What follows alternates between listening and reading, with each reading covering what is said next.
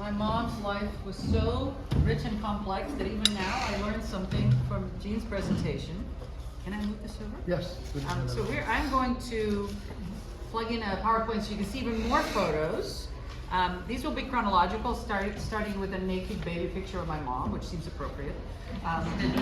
She was, bustling and just like this event started, bustling and chaotic and energetic. And so, okay, so someone just plug it in. All right. Yes. Unplug that. You can do it. Yep. I'm just gonna let you guys do it. You do it. Oh. Do you want me to do it? I want to delegate. Okay, there you go. I'm not sure. All right, and Yeah. Just so you folks know, she wrote 45 books or more, depending on how you count. And I was still hoping to bring a bunch of them, but when I looked, I realized they were all in Serbian. So, I don't know, not that many people. One person here could really appreciate that. But I did bring some of the smaller ones, which are her stories about her life, her early life, in particular the figures you heard about from Jean. So they're over there next to her photo. You're welcome to them if you'd like. Those are in English. Okay, what's happening? Start mirroring? Are we mirroring? I mean, I've never seen technology in my life. There we go. Yay! And that's a graphic, so you know. I will not narrate these. It's a subtle ploy of mine that you can look at the pictures, and then if you don't like what I'm saying, you will still be interested. But actually, the big thanks go to M, who not only designed that first photo that you saw, which was our invitation, but also helped me tremendously with this presentation. Many hours last night. So, thank you for being here to share with us. As you heard, my mom was larger than life. If you met her, you knew this. She was a creative power. She was a force of nature. She had endless energy, and she had a capacious and somewhat mysterious inner life that no one could quite fully understand. She was a teacher, she was a researcher, she was a wife, a mother, an immigrant, a widow, a grandmother, a writer, and most of all, a dreamer. And she was my hero and a role model. And so I will share a bunch of stories with you, which I think will complement really nice the history that Jean gave. But I will start with a poem. This will be the only one I'll read. I will tell you an anecdote. I wasn't planning on this, but now I feel like I must. Many, many years ago at my wedding, we wanted to read a poem of my mom's. And it was very difficult to pick one that was appropriate because they were all so powerful and personal and visceral and a little too much. And so, I mean, but they're amazing, but they're just, they're just my mom. A little bit over the top. You'll hear something related to this. And so, that was me, not my mom. So the poem that I'm going to read to you is a hymn to motherhood that she wrote after my first was born, Helena. Raise your hand so people know who you are. Raise it so people can see it. It's the job of a mother to embarrass the children. My mom did it to me, so I will pass it on. It's your job. It is my job. Thank you. Thank you. I'll just read this one poem. And this is sort of similar to her in the style in that it is personal and powerful, but it's also more about making connections, which is what she was about. I'm watching you, my daughter, how motherhood has shaped, rounded, and completed you as a woman. Your eyes turned downy, soft and tender. Your voice crooning a lullaby. Your body and your whole being ripened, turning your lap into a nest. Your breast flooding with the dew of life, hands always ready to hold, feed, and caress. Terms of endearment you're scattering, and nursery rhymes whispering. Your ear attuned to the child's cry in the night, a helpless call in the language that only a mother can understand, the Morse code of intimacy, carried through the umbilical cord that never breaks between a mother and her child. Motherhood, my child, has transformed you, spiritualized, with humanity connected to me and to me returned. I'm watching you, my daughter, with love and pride, not sure whether it is you or I, that woman experiencing motherhood for the first time, yet all over again.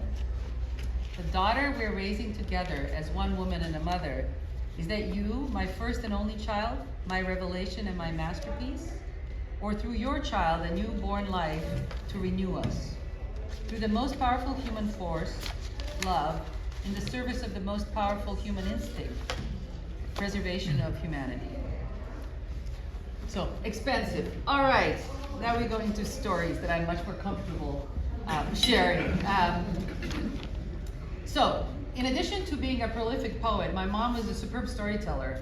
And so there are many things that I sort of quote unquote remember from my first years of life that were retold to me by her and others, so I'll start with those. When I was 2, she had won a competitive scholarship to go to Sweden for 6 months. And this is a really big deal because, first of all, getting such a scholarship for a funded trip was rare. It was especially rare at that time and place for a woman to get it. So she really wanted to go, but she was very torn. So she did go, and she loved the experience, but she came back early. She just couldn't stay away for 6 months. And she brought me back this doll, which was huge. It was bigger than me at my 2 or 3 years old, which I still have. I still have it. So that's some good plastic. And I still remember it because I loved it forever. I didn't want to play with it because it was like the thing that my mom brought, and it was, well, it too was larger than life, and then eventually wasn't larger than me. So not too long after that, I fell off a teeter-totter and broke my arm. That was that orphan-looking child that you saw. And so my mom used to sprinkle baby powder into the cast and take a wooden spoon and scratch me. And many months later, when it was time to take the cast off, she took me to the doctor's office. And just couldn't wait for the nurse to show up. So she took these giant shears that back in old country they used to cut casts off with, and just cut the cast off of me and threw it on the ground because that's how my mom was. And then we just walked out of the doctor's office, and who knows what those people felt, but we did it. That was my mom. And she never backed down. She used her stubbornness to my advantage. So when I was in 4th grade and the school announced that the mandatory foreign language, which was at that time English, was going to suddenly be switched to German, my mom was outraged. I told her this, at home after school, so she just stood up and marched through the school and demanded to see the principal. Now I have to put this into context for you. This is Yugoslavia. There's no community input or parental involvement. That is not how school works. These are not existent concepts in old country, certainly at that time. Education was old school, top down. Doesn't matter to my mom. She goes in, tall and determined, marches in, and when she came out, the official language was English again. And so what happened? What happened in there? Well, in her telling, and I believe this, when she tried to cajole them rationally into choosing what she believed was the world's language and should be chosen instead of German, blah, blah, blah, she finally threatened them that she was going to tell Tito, who was then the president, if you know history, right? So Tito, she was going to tell him that night at the dinner party that she was going to with him. And, she did not go to dinner parties with Tito, but that was his loss. But, it worked. And of course, she was remembered. Oh, something has happened. Oh, okay, thank you. So, she was remembered. So a few years later, she decided, because back in old country, we went from 1st grade up until 8th grade, and then after that was high school. So we're still within 1st to 8th grade. She decided, oh, here comes the ice cream, to sweeten my story. She decided that she was going to offer a lesson about the birds and the bees to the entire school. And of course they let her, because, who could say no? It doesn't matter how I felt about that. Goodness. All right, so. At heart, my mom was a teacher. Thank you, sweetie. Is it going to do that every time? No, okay, thank you. So I remember, for example, going sledding, and she would be quizzing me on English, grammar, and past tenses, because everything was teachable moments. And when I was little, I used to get earaches from tonsillitis. So she held my head in her lap. I remember this, and she would just gently smooth my hair. And I tried to do that with my kids to various levels of enjoyment. And she would tell me always stories about Pippi Longstockings. So Pippi Longstockings is a set of Swedish stories by Astrid Lindgren, who is a Swedish author that she learned when she was in Sweden. And it's about a really iconoclastic kind of social norm breaking little girl who does whatever she pleases, whatever is the right thing to do. And that too was a teachable thing. She could have told me anything, but she really wanted me to learn this lesson. And I do. I still really like Pippi to this day. She made me take piano lessons way past the time that my patience was tried and our neighbors' patience was tried in the high-rise. The neighbors would literally, and I'm not exaggerating, they would come and bang on the door to get me to stop playing. But, it doesn't matter. I had to play it because she played and because her mother, who is right there, bought that piano right after the war, scraping funds together so her children could learn to play the piano, and therefore I had to. And I really at the time kept thinking, why is that my debt to pay? I mean, why? I didn't get it. I eventually got it. Some lessons take longer than others. And she made me play in front of guests, of course, you know, as is common. And this was not pleasant, I think, for the guests. It wasn't pleasant for me either. But the way I reclaimed self-respect, and this will tell you about my mother, I would go, after I was forced to do this in front of the parents, it's so boring, I would drag the children, because you know, there are always some kids my age, and I would show them the secret thing, which is that in the bottom of our upright piano, there's a panel that you can open, like in most upright pianos, and she used to store her hats there. So I would be like, look at my mom's hats. Because there were many hats. Look at the timing of this. She had so many hats. In fact, if you look, you will see many hats in the photos. Because it was just a part of her unmatched style. She was that person that literally, she would walk into a crowded room and everybody would notice. Like, you notice my mom, more hats. She had a unique look. She purchased things in unexpected places. She was very, very frugal. And she often found women who needed work and money, and she would work with them as seamstresses to create her clothes, and then they would be friends for decades and forever. She found inspiration everywhere. I remember this Egyptian dress, which will come up in one of the photos. It's green, and she wore it, and everything she wore for decades and decades, and I still have some of it. And that Egyptian dress was dyed very cheaply, so she would be green, and we would wear it to the coast, and she would take off the dress and go to the beach, and her body would be all green, but that's okay. The dress was stunning. And when I was around 10, she was inspired by flamenco dresses in Spain. Not what actual Spanish women were wearing, but the flamenco dresses. And so then she had ruffles on her dresses pretty much for the rest of her life. She just had her own style. And if she could really pull it off. More hats, always. When I was around 15, actually, she tried to kind of transfer that on me, and she picked out an outfit for me to go to a school dance. This was one of the last school dances I went to before moving to the US. And they were as important and big there as they are here.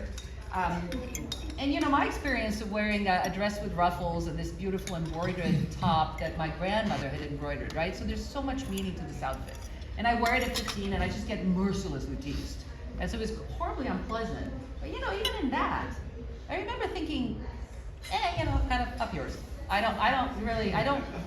not sorry that I didn't conform, because that was the lesson that my mom nudged me into always, like, be yourself.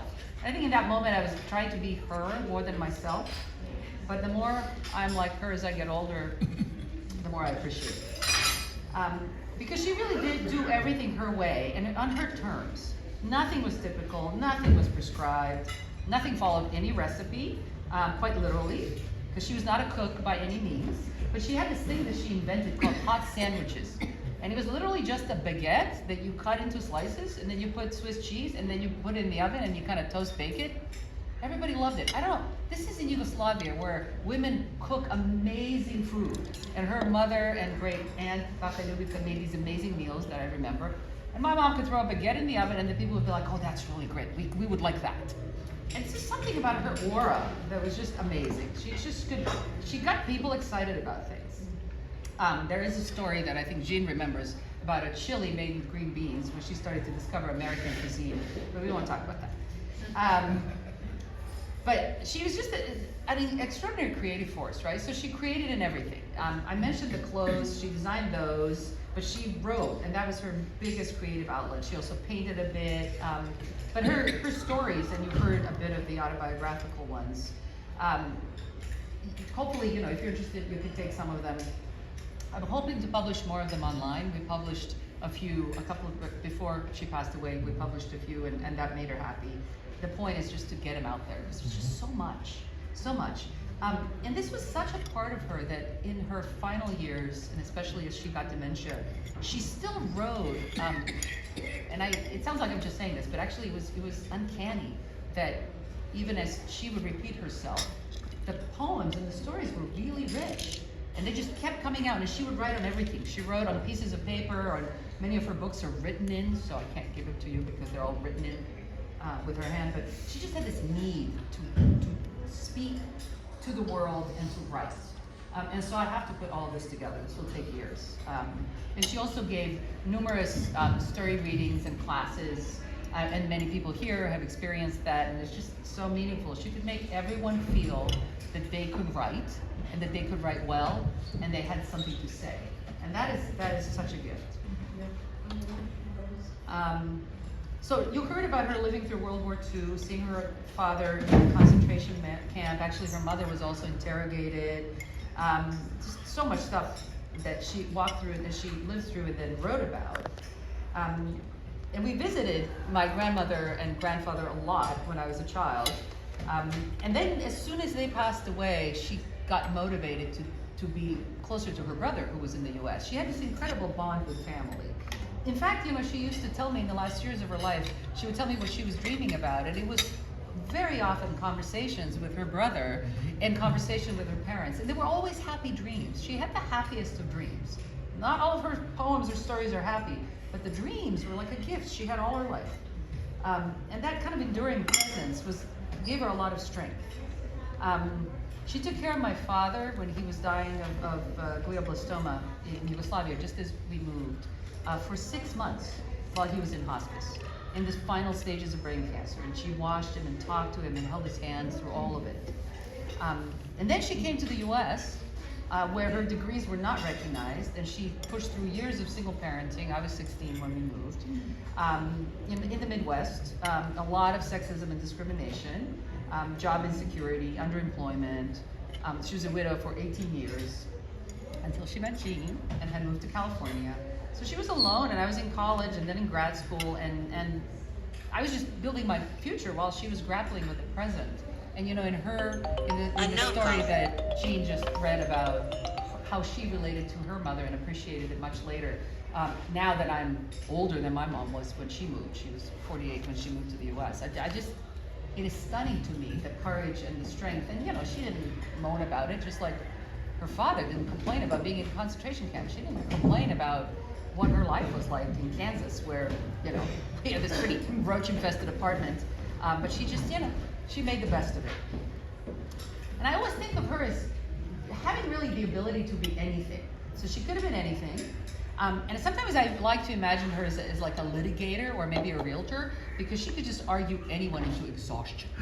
So I think she could have sold any house to anyone, or just argued any case. Truly, it's true. And her father would have liked her to be a lawyer, but she pursued what she loved most, which was literature.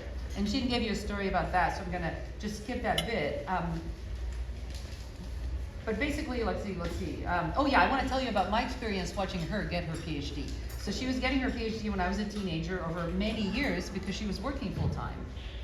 And so she would stay up late at night, making, typing on a manual typewriter. I mean, they were all manual back then. And she would get an inflammation of her clavicle because her dissertation, which you see in one of these pictures, was 900 pages because, that's my mom. And she had to type multiple copies of it. So this is what she did. And I watched that and I thought, I'm never doing that. And I said to her, I am never going to get a PhD. This is ridiculous. I will never do it. So of course I did it, right? But the thing is, because she did it, I never wondered whether I could. And this is what I mean about just the courage and blazing the trail and being a role model. It is so hard to be first gen. And I didn't have to be first gen because she just did it. And that she was like that on so many things. She adored kids. She adored my kids, but she adored all kids. She complimented the kids of strangers on the street until the very end. She would pet them and want to give them things out of her purse, and this would often disturb the parents. But she could never, there was no part of her that could imagine ill intent towards a child, and so she could never imagine the parents didn't want her petting their children. I mean, it was kind of funny for us because we would have to stop her, we had to pull her back all the time. But she just adored the kids. And she called me her Yedinica, which is only one. And I think in another life she could have had, dozens of children. But at least I could give her 3 grandkids. And they will say a few words about her, so you will hear her impressions. And this love for children was a part of her empathy for the vulnerable. So just a few things to say about her that have not come out yet. She wrote, she created her own stories and poems, but she wrote a lot about other people. And she would always do book reviews for lesser known writers, just to give them a little bit of a spotlight. She didn't have to do that, but she just did it, and she did it for free a lot of her career. when we lived in Kansas, she befriended, I remember this because I was in college, and she would go to these old ladies' homes and just talk to them. These older women who just had no one. You know, they were widows and they were living alone. She would just talk to them and occasionally buy their groceries if they were, you know, not feeling well enough, just like that. And she was doing this while she was a widow, couldn't get a decent job, dealing with discrimination, but this is just, she did it. She just did it, that's who she was. She taught, first, the best jobs she could get were in high school, so she was appalled by the poverty of the immigrant students. She told me they didn't even have socks or shoes in the winter, and in Kansas, winters are bitter. And so she collected what she could, and sometimes she would just conveniently grab things out of the lost and found. Zero guilt. She's like, you know, they don't need it if they lost it. And she would just give it to the other kids. That was my mom. She also taught special education, and that was really a huge part of her soul. She loved that job. It ruined her back, but she was the kind of teacher. So in special ed, there's a teacher's aide who is supposed to actually help the physically disabled students, for example, go to the restroom. But there's the one aide that's supposed to help everyone. So my mom didn't want the child who already had challenges to wait additionally. So she lifted the kids, not just emotionally, she lifted them physically. And she had lifelong back issues as a result, but she just didn't want them to wait. And she became so close to each individual child. She just knew their stories, she got to know their families. She was so sad when some of them passed away because they had serious chronic conditions. I think special ed was in many ways the best place for her heart, but it was just so hard for her. And so when she moved on, I think maybe it was better because it would just break her heart every day because she cared that much. When she moved to Pasadena, actually I'd been there for a while, but she moved there, she sought out homeless people in the area and she just talked to them. Nobody does that, right? I mean, what do? You either don't look, or if you are feeling generous, you give them a little money. But she stopped and talked to people repeatedly. She actually knew them as individuals. Like there was a guy who used to teach at Caltech, and then through a series of things in life, he was a homeless person in Pasadena because she lived near Caltech. And she knew him, and she brought him shoes, and she was always trying to give. She spent decades knitting. She was a prolific knitter. I don't know whether she has more books and stories or more knitted things. Oh, there's the Egyptian dress. She was just knitting. There are pictures of her and her knitted stuff. They're clothes we all wore that were knitted. She gave me collages. She would just create a collage book. I guess you call it a scrapbook. And it was poems, and she would cut up pictures, and a part of me was like, don't cut the pictures. But she would cut them and decorate them, and it was just great. There was just so much creativity. She would also write me little notes and slip them in my drawers, and I would find them months later. It was just so sweet. When I used to go to Kansas when I was visiting from college, I would go and tighten all the nuts everywhere and bolts and like vacuum. So we did little things for each other that were very different. But especially in her final years of life, she just wanted to give. My kids remember this. She would just push stuff on them. And some of it was not even stuff you wanted. It would be like a bag of things that she found around the house, but she just had this need to keep giving. That's just how she was. And so in closing, I'll just say with each day, I am better able to recognize these gifts and appreciate them, and her courage and her legacy. And she never lost that energy and momentum. She was always discovering, she was always trying things, striving, doing, teaching, creating, and helping. And so I'm glad that I could give her the joy of grandparenting and parenting, perhaps. I was a good kid, really, for whatever reason. I was boringly good, so that's good. I wasn't like a tough teen or anything. But the joy of grandparenting, I think, was the best thing that I did. Besides being the reason that she moved to LA, because she lived in Kansas as a widow for 18 years. And that was very, very hard for many reasons. When she moved to LA, a lot of things changed. She found her community, she taught, she connected with poetry and the other creative communities. And of course she met Gene, and that changed everything. And then it turns out he's got family in Kansas. Who knew? Life is strange. And she met all of you. And so her life really changed, and I'm happy to have been the reason for her to do that. And she wrote many, many more books of poetries and stories during that time, and taught, and that's when she became a grandparent, and she really thrived. And so we all got to enjoy that energy and strength and love. So I had my mom for almost 60 years. And that's just, you know, I had my dad for only 16. And, you know, there's no greater sadness than wondering what you might have learned. But with my mom, I got that incredible gift of 60 years of her being around. And that's just a gift that I will forever be grateful for, because, thank you, Mama. You're always with me. And now the kids.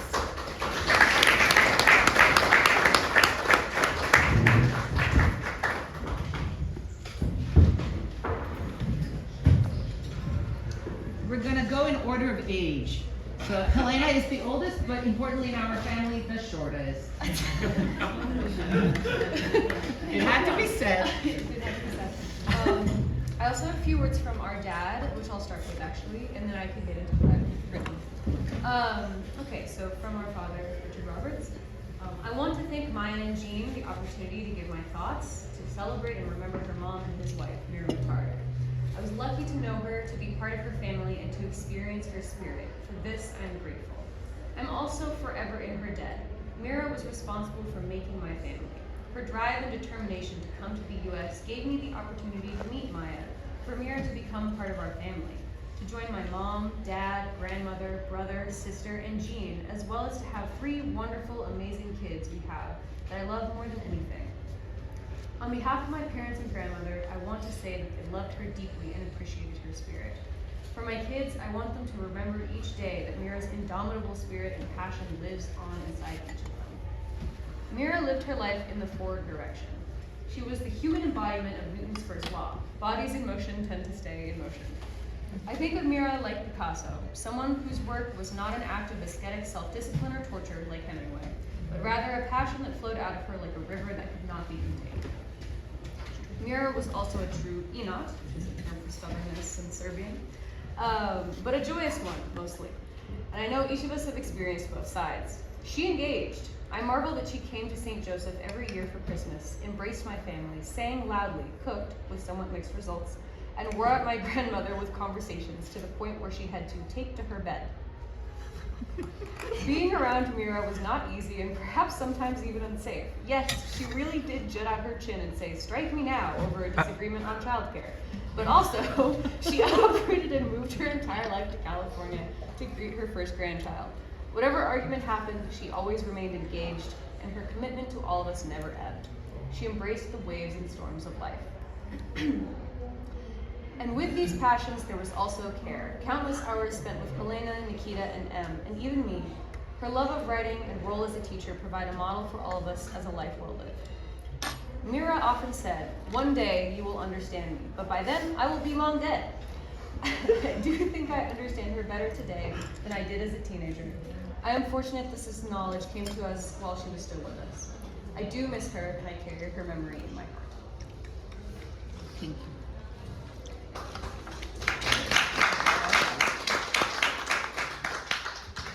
I also have a few words that I'd like to say. So as I'm sure you all know, Mira was an indescribable person of incredible depth, a poet, an artist, a scholar, a teacher, a mother, a grandmother, my Baca. She touched so many lives, and I am so grateful to be part of her legacy. Baca was an unparalleled creative force and passionate storyteller. When I was young, she showed me her poetry and taught me how to write my own, as well as short stories and narratives. I used to call her my crazy poet grandma. Again, remember that I was young. She shared with me her love of Chopin, who has since become one of my favorite composers and whose pieces make up much of my piano repertoire.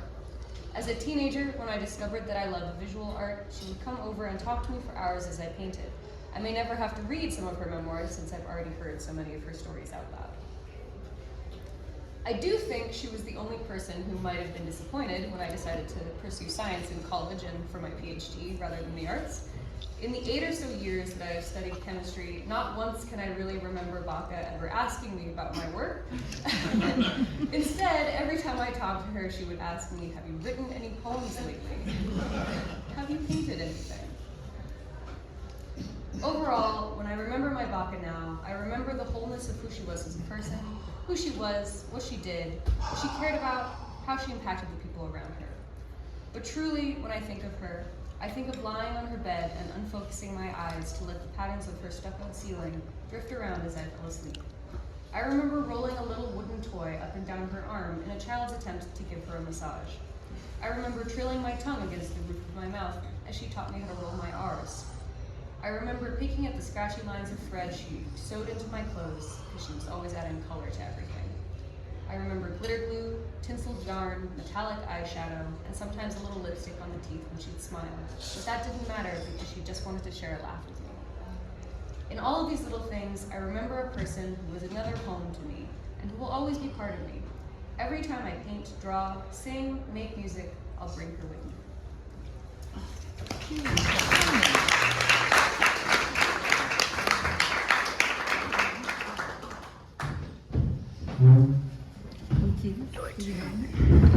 Do we have it?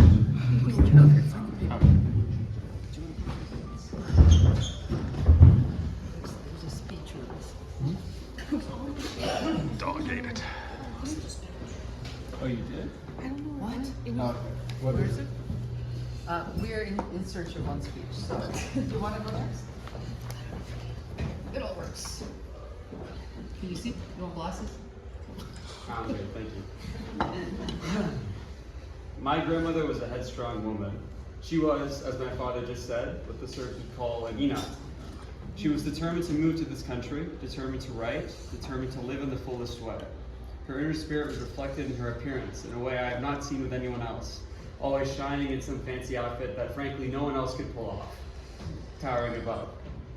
I remember her bright maroon hair standing tall in the center frame of my middle school concert recording, impervious to the suggestions of the other family members to sit down.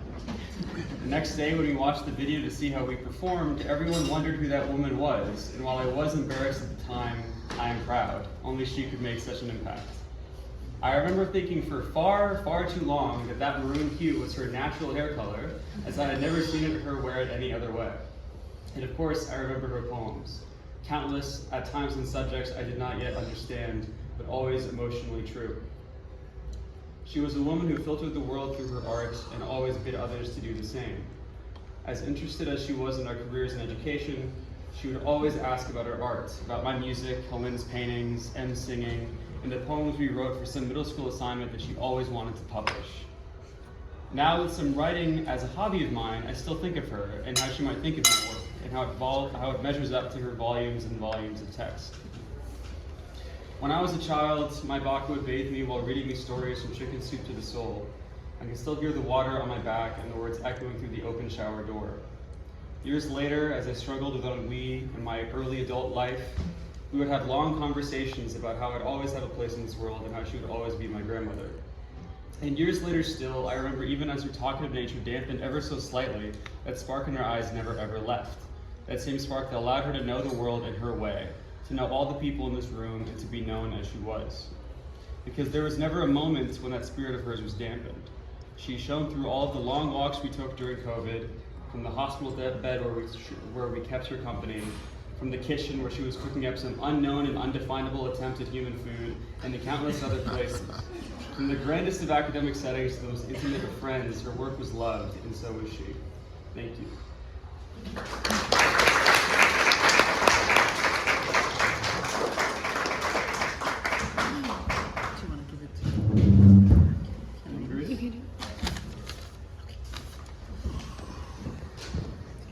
I'm back.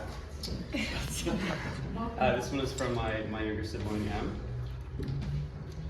To attempt to capture what Baka was in a speech is an impossible task. She truly was what one might describe only as a force of nature.